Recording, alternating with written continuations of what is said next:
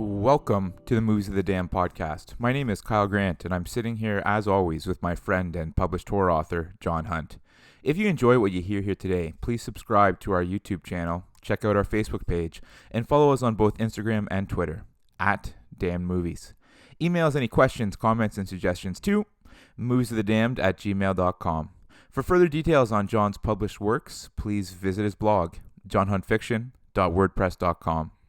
Today, we'll be discussing Peter Medak's 1980 film, The Changeling.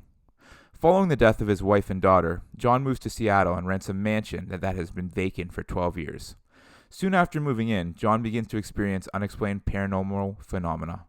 A subsequent seance leads John to multiple clues and the eventual discovery that back in 1906, a crippled boy was murdered in the house. The boy's father murdered him and replaced him with an adopted son to ensure they received a large inheritance. The adopted boy is now an old man and a prominent U.S. senator. John then takes it upon himself to confront the senator with the story. Unwilling to accept it at first, the senator eventually realizes it's true, and the movie ends as he dies from a heart attack as the mansion burns down. Just to let everyone know, this movie was suggested to us by Zuri. He reached out to us through the Instagram handle at Zuri_the_giant and let us know that this was his dad's favorite movie and he would love an episode on it. So that's how we got here today. John, opening thoughts on the movie? What would you classify this film as? It's not a horror movie. Would you call it that? Well, it's a haunted house is its initial premise, but that's actually one of my comments that I wrote down here, that this wasn't overly scary, and I would almost put it as more of a mystery. Like they were trying to kind of like solve why this young boy wasn't at rest. Definitely, it was like I would classify it as a mystery with paranormal elements. Right? Yeah, no, definitely. Like if you're a true horror fan and you're looking for kind of like a haunted house, fun ride here, you're not gonna get it. Yeah, it has all the elements though, right? It has the Gothic mansion, right? Victorian mansion. Oh, it's set up that way. Yeah. You think you're going into the classic, okay, guy moves into the old house and weird stuff starts happening, but it just goes in a different direction. Well, it does that as well, right? So it does have the weird stuff happening. It has, the classic, unexplained noises, pianos that play themselves, hidden rooms. It has all the stuff that you're gonna find in a haunted house maybe type film, right? Like that type of premise is in multiple films. It's just this one was more of a mystery. There wasn't. And I watched this movie a long time ago, and I did enjoy it. But it was really slow for me now. Yeah, and you took the words right out of my mouth. When we were talking kind of before the podcast, I let you know that I did turn this off a couple times as I was watching it. And it wasn't that I hated it. It's just that it was slow, just like you said. And it just, I'm like, oh, I'll come back to this later. Oh, I'll finish this later type of thing. Almost 40 years have passed since this movie came out. For sure, yeah. So you're right, it is slow, and I don't know if it holds up as well in 2019 as maybe perhaps it did back in 1980 when it came out. Yeah, and I would agree with that. And but there's also other films that came out in that time that still hold up. Oh, 100% right? yeah. So I don't know what it is about this film, but I did like it when I was younger. I thought it was interesting. But I think because the story is rather interesting, right? Oh, so it's not a bad story. It's a clever thing as to what happened when they kind of reveal the reason why this boy isn't at rest, the reason why he's kind of haunting his mansion. Yeah, normally you'd figure the ghost is being malicious or whatever it is being malicious towards the new homeowner. And that's the kind of the premise you have, and you want to, like normally happens, right? You want to expunge this ghost from the house so you can go living on the way you want to live. But it's not the case. It's more the case where this ghost is just trying to get this person's attention to help them get to rest. Yeah, there wasn't a battle or anything like that. No. It wasn't like, get out of my house. Yeah. It was, hey, I need your help. I'm going to lead you to these clues. Yeah, so it's like, it's interesting. It's a good storyline in that way. Like, what was that? I know there's another storyline that's similar to that. So, I don't know if it came before this one or after this one. But, a lot of these storylines borrow from each other. And absolutely normal, and there's nothing wrong with that. It's just how the presentation that matters in the end. And I like, the actor George C. Scott. I've known him from a bunch of other films. I like him. He's normally, he's entertaining to watch, to say the least. Except in this one, it's just I don't know. He's like a wooden statue throughout the whole thing. I didn't care what happened to him. I did not care. The thing that I picked up on right away is kind of in that opening scene when he's there with his wife and his daughter. Yeah. I'm like, what is going on with this age difference? Is it like daughter, mom, and grandpa? And I'm like, there must be a huge age gap between him and his wife in the film. And then I looked it up, and there wasn't. There was only like a 6-year difference. I'm like, well, he needs to take some better care of himself here, well, right? He was smoking, right? That ages you. He looked very old in this film, right? So right away, I'm like, okay, there's got to be this crazy age gap, but there wasn't, right? No, there wasn't. But going back to that opening scene, one thing I love is when I'm watching these old movies is they just bring back nostalgia for me because something pops up that you haven't seen in forever. Yeah. Any idea what I'm talking about in the opening scene? So that's the scene where they're kind of on the side of the road. Yeah, station wagon maybe? The wood-paneled station wagon. Everybody had one of those, or everyone's parents had one of those at some point in their life. When I saw that car, that just brought a smile to my face. I'm like, oh my gosh, that's awesome. Well, there's some sequences in this film that didn't translate well to now. Like that one for that is that opening sequence. So they did a lot of cross shots, right? So you see the truck barreling down. So, okay, there's a problem coming. Then you see the other car going towards you and go, oh, here's the problem. And then you see mom and kid notice the problem. Mom grabs kid, prevents the kid from actually running away, holds the kid down on the ground. I'm like, that's not normal, right? Like, you see something coming at you, you try to get out of the way. In my opinion, with how long of a timeline the film presented that they had, right? It was more instantaneous. You look up and you kind of freeze, but it's almost like they looked up, froze, and then got hit, right? I'm like, well, move, right? So it just looked very wooden to me. Like it didn't look authentic. And was that scene needed? So they needed him for some reason to move to Seattle and move into this mansion. But did he need to have his wife and daughter die? Because how did that really come up later in the movie? Did the fact that he lost his family make him more willing to want to help this ghost? So yeah, I don't know exactly why that device was used, right? So you know what I mean though? Like they could have just had the movie start saying that he's a single composer moving to Seattle to take this job. Yeah. So the only thing I could think of was that stupid ball, the bouncy ball, which is pretty cool, right? Fair enough, yeah, right? Because that was an important sequence, right? Because that's when he kind of really there's something going on here, right? And it was good. I like it. That bouncy ball was very effective. I enjoyed that part. It was a clever use of that, right? But I don't know if he necessarily had to kill his kid and wife to do that. But I think it made it more poignant that way, right? Because from the very beginning, you saw when he was moving that ball was kind of important to him, right? So. But then, not important enough, he threw it off a bridge, right? Like I know it's like he's testing whether or not how supernatural this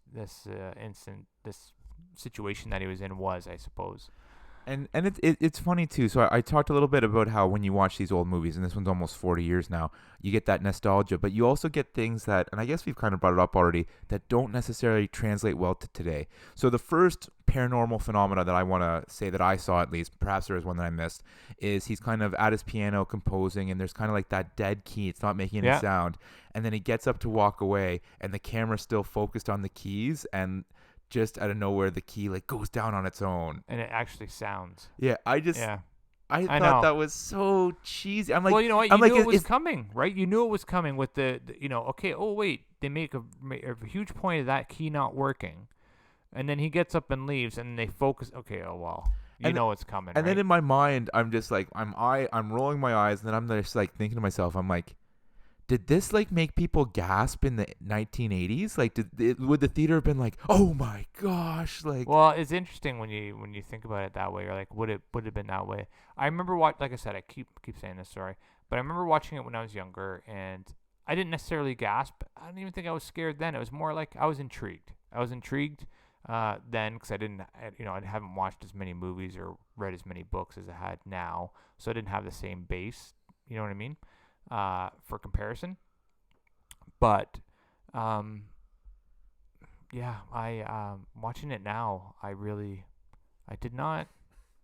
And here's the thing, like it was shot well. Like the director did a great job with the shooting it, and from what you could see, like there's a lot of good transitions, and he did a lot of wide angle shots, which I kind of like. I do like the wide angle shots because you see more of the picture, and when you do focus on the character, when you want to try to get some emotions, it's more of a punch because it's been wide the whole time. So I like stuff like that, and so all that stuff was very well done. The storyline was well done, and like the storyline was good anyways, like it was interesting, but I found myself not caring at all. Yeah, and that probably leads to the fact that it was a little bit slow, and leads to the fact that I kind of picked up on this, that I don't know if you did. It never felt like John was in danger at any point. No.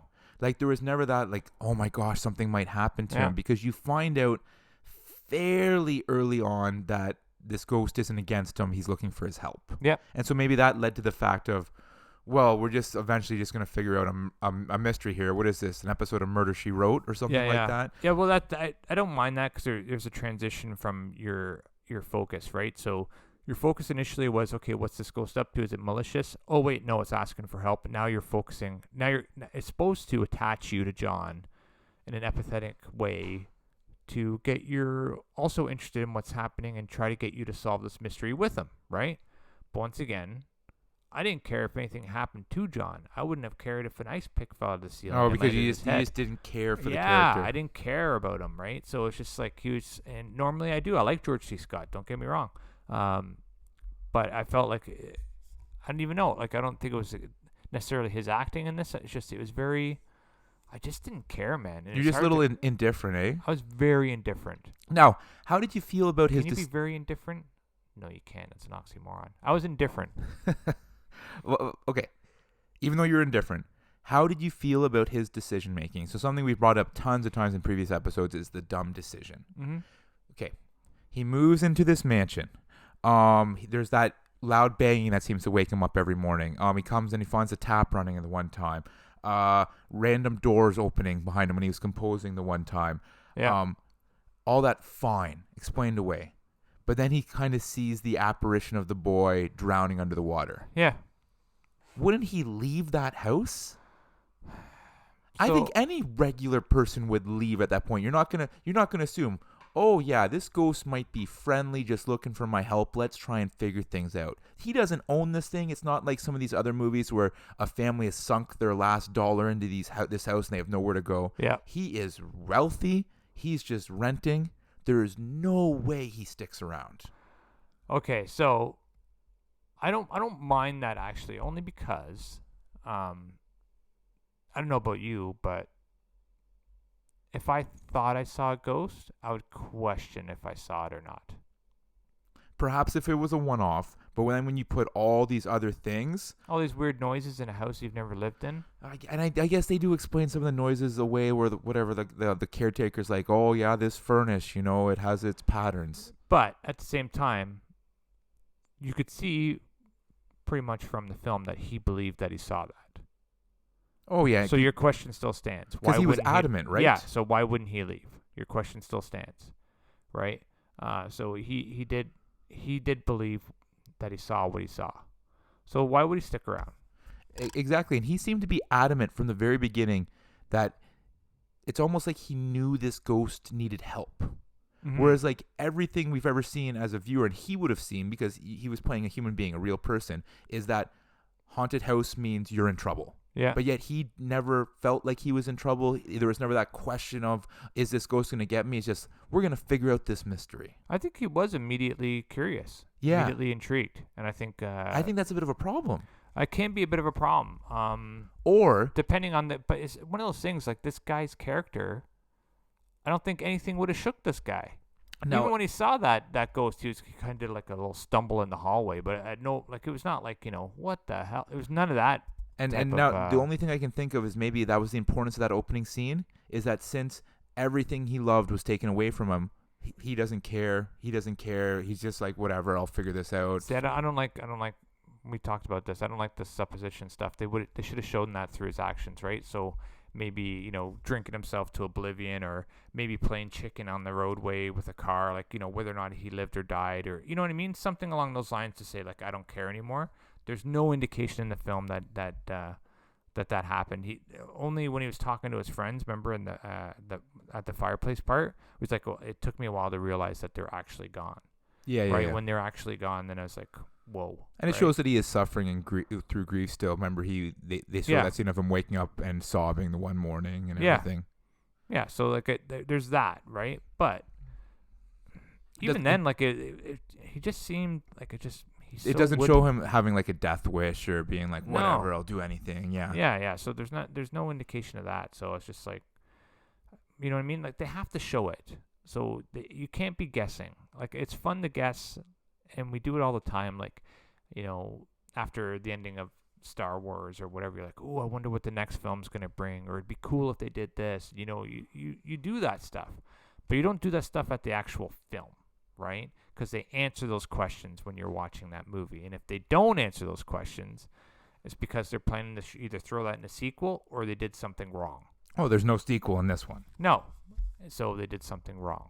Fair. Now, one thing they did right, and one scene that I absolutely loved, the seance with the medium. That was pretty good, yeah. I thought that was so cool. The remote writing? I like that. I've never seen something like that. Has that been in another movie? Yeah, they're in movies. Okay, I just off the top of my head, I couldn't think that I'd seen that before, but that just freaked me out. How she almost looked like she was possessed, and she's just like scribbling on the paper, and they keep pulling out the paper, and like I have chills right now thinking of that. All that possession stuff freaks me out. And then when the ghost is just like communicating with her and getting her to write stuff. I thought that was a very cool scene, and then also it freaked me out when he's kind of playing the tape back, and then you can hear the ghost's voice kind of on that tape. Like I thought that those were the two best scenes of the movie, because it was the only scene that remotely like kind of gave me chills or scared me or anything like that. Yeah. And so I thought that was literally the best part in the movie. Did that do anything for you, or were you still indifferent to that? I just I was watching it, and I just wanted it to end. Fair enough. Right? Like that was pretty early on in the movie, so you wanted to end for a while. Yeah. Some of my other issues with the movie, when he's the ghost has led him through these clues, and he shows up to that woman's house, and he's just like, "Let me chainsaw through your floor." Yeah. Are you kidding me? And she's like, "Yeah, no, I get what you're saying. You go right ahead. You rip my entire floor up." Right? Yeah. And then he calls the police because he finds a skeleton. And then the police come in. And he then is somehow able to sneak back into that murder crime scene and keep digging. Yeah. Like, those are two significant issues. Well, police scene security back then, I would not say was exemplar. Well, I guess you really don't know exactly what the security was like back then, right? Well, you don't, right? But still, my main issue is him ripping up the floor. Yeah, exactly. Right? And her being okay with that. Yeah, I would agree with that, because they don't even know each other, right? It's and like someone coming into my house going, "Hey, man, I'd like to dig into your basement." I'd be like, "Cool, go away." Yeah, right? but like not only I want to dig in your basement, let me first tell you about the seance we just had and the ghosts, and I'm positive there's a body under here. Just trust me on this one. Yeah. And I'd be like, "Yeah, okay, see you later." She's like, "Makes sense. My what was it? My kid had a dream about someone crawling through the floor. Let's do this, right?" And so that's just wild. And you know what? Maybe I'm being overly harsh, but there's just a couple things that bugged me, right? And then the fact, so his friend, like, I don't even know if I can call them love interest. It was obvious that she was interested in him, so Claire. But nothing ever happens. But near the end of the movie, she shows up to the house to kind of find him. He's not there. And then the ghost begins terrorizing her. Yeah. Kind of chasing her. Like, first kind of tricks her to coming up to the bedroom, and then kind of tricks her with the wheelchair. Yeah. Or, sorry, then chases her with the wheelchair. What was that about? What did she ever do wrong? No, I don't know.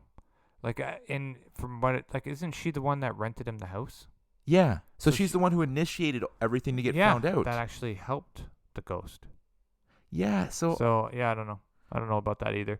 And then once again, I didn't care. So. Okay. And then the senator. Yeah. So the big reveal, the big twist at the end is that this senator character is actually the changeling, I guess. He was the adopted kid and told that he was actually this kid who was murdered. Mm-hmm. Did he deserve to get what he got?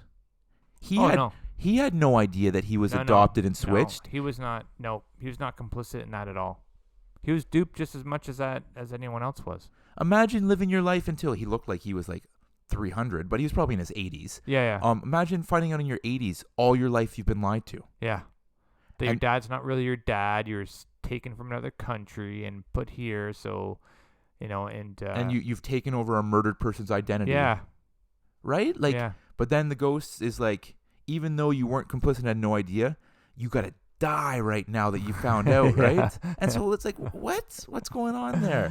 Well, we do got to remember that the ghost died as a child, right? So they don't make the best decisions. Okay, no, fair enough. They don't have the most profound insight about who's responsible for what. All he knows is that I was murdered so this guy could have this life. Yeah, no, and so it's just a vengeance, like jealousy type of thing, right? For sure. Especially with the great life that he obviously had because he was rich, he became a prominent U.S. senator, everything like that. Now you're gonna have to explain the ending to me here because I was very confused when it was going on. Because at first I'm like, how did the senator get to the house so quickly? But then that wasn't the senator. It was like an apparition of the senator. Yeah, it's like an out-of-body experience for when the senator realized that it was true. Like, I don't know, man. So he was an out-of-body experience and became a ghost? Or did he have a heart attack, die, and then the boy caused his spirit to come to the house and climb the stairs? Like, how did you interpret it? I thought the death was a realization of the truth. Okay. Right. And so it just shocked him and he had kind of looked like a major heart attack. Yeah.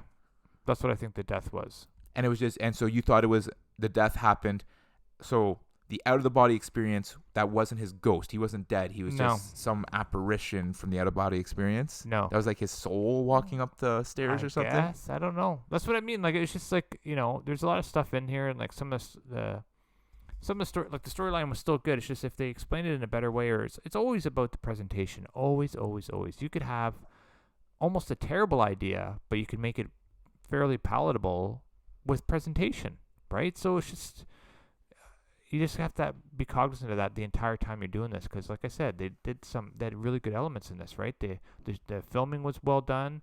The storyline was interesting. It was fairly engaging.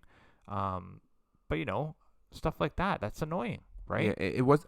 And another thing, and maybe I'm being too harsh in this movie, but another thing I found annoying was kind of how he figured everything out. It just felt like he just like realized everything one moment, and it's like, as a viewer, I'm like, where did he get all that from? I don't know. It's ghost stuff, right? I guess so. Ghost stuff. But critics like this movie, buddy. Rotten Tomatoes critic score 81. Holy cow! Audience score 79. Oh my god! So this was a well-reviewed movie, and maybe it's for all these things. Like, it was a unique, interesting story. Yeah. It did have a couple cool scenes in there. Like where would you give this a thumbs up or a thumbs down? So here's the thing. Because you told me you remembered liking this movie. Yeah, and that's what I mean. That's the hard thing, right? So for me, it might have been my mood, might not have translated. That's not anyone else's fault but my own.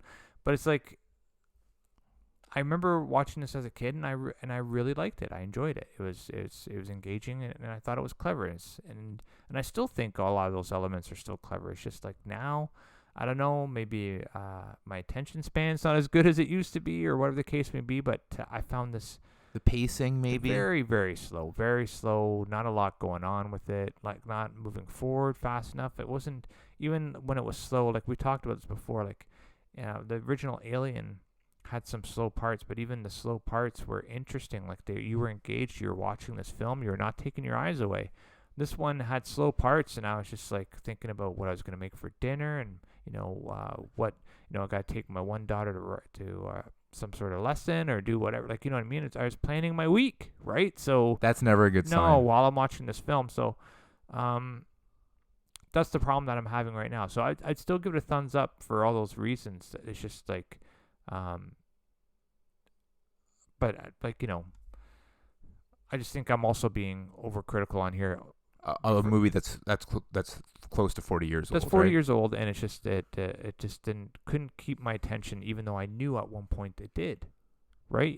There's a difference there. So it's like a movie that I liked when I was younger that you can't stand now, right? So Oh, and there's plenty of those out there, yeah, right? there's plenty of those out there, right? So it's not a timeless one that holds up well, right? Obviously, like Halloween or Alien or Evil Dead or whatever, right? Like it doesn't hold up. It's not one that I could ever see myself watching again. I'll never watch this again. No.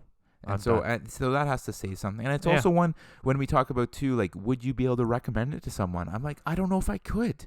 But then also, I wouldn't give it a thumbs down either. So it's kind of almost in that kind of like purgatory type of area. Yeah, it's like, well, because when we recommend it to someone, like when I recommend horror movies to someone, it's a horror movie. Oh yeah. Yeah, this is not a horror movie. I'm like, hey, you want a ghosty mystery? This is the one to watch, right? Yeah, like maybe for someone if like you like a mystery and like you'll get kind of a little bit scared. Like I don't know. I don't even know. I don't know. It did well, like budget wise. Made cheap, $600K. Wow, Brought in 5.3 million. not bad. And this is actually they've categorized this as a Canadian movie. Yeah, I know. So mostly I saw shot that. in Canada, from what I could see. Yeah. I guess it must have been funded by Canadian companies, but then like the actors and the director, they're not Canadian. No. One interesting tidbit that I did find though is that this was allegedly, keyword allegedly, inspired by true events. Yeah, I read that too. Oh, you saw that? Yeah, I saw that. The one screenwriter, Russell Hunter, during the 1960s, he claimed that he lived in a mansion and kind of very similar storyline, experienced like the unexplained phenomena, found a journal in a hidden room detailing the life of a disabled boy who was kept in isolations. He had a seance, and he claimed that the spirit directed him to another house where he discovered human remains and a gold medallion. So it's like, I don't know. I guess keyword allegedly, but like that's kind of like almost the exact storyline of what happened here. Like plus the fact that the wife and child die, right? Here's a interesting thing. So, it's one of those weird things. Do you believe in ghosts? I don't want to find out. Okay, so if I'm in that house and this weird stuff starts happening, I leave. So you're a skeptic, right? But you believe it's possible type thing? Yeah, I believe I'm not going to be the one to find out. But like we were both when this is allegedly based on a true story, we were both like, really? Right? Yeah. Well, just So it's because it's kinda like funny, it's right? too convenient that all these same like it's just like a movie script perfectly appears for the screenwriter. Well, it just makes it more appealing anyways, right? So it's like Amityville Horror, right? Yeah. Based on a true story. Blair Witch Project, supposedly, like they hyped it that way, marketed it that way. So whether or not it's true or not, I don't know, and I still don't care, right? So yeah, didn't do anything for you. No. I was impressed though with the director, with Peter Maddock, in just that I read that he was the third director. Oh yeah. And after the first two quit because of creative differences, and he came on only 1 month before filming. Oh wow. So I thought that was pretty impressive to like come together and kind of bring this all in. Yeah. Anything else to add, buddy? No, I got nothing. All right. Please subscribe to our YouTube channel. Check out our Facebook page and follow us on both Twitter and Instagram @DamnMovies. We want to hear what you thought of today's podcast and any suggestions you have, especially in terms of what movies you'd like us to discuss next. Send us an email to moviesofthedamned@gmail.com. Please also check out John's full-length novels. His first two novels, Dollhouse and The Tracker, are Amazon bestsellers, and his new novella, Balance, is also available on Amazon.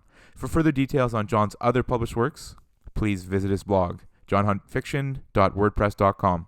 Thanks for listening, and we'll see you next time. Yeah, that's right, everyone. My latest book, Off the Grid, will be my fourth book, be published by Black Rose Writing again, is available for pre-order from the site blackrosewriting.com. And there's if you order it earlier, you get a 10% off discount. So check that out if you want. And once again, subscribe to our YouTube channel. Comment on there as well. We read those regularly. And have a great week.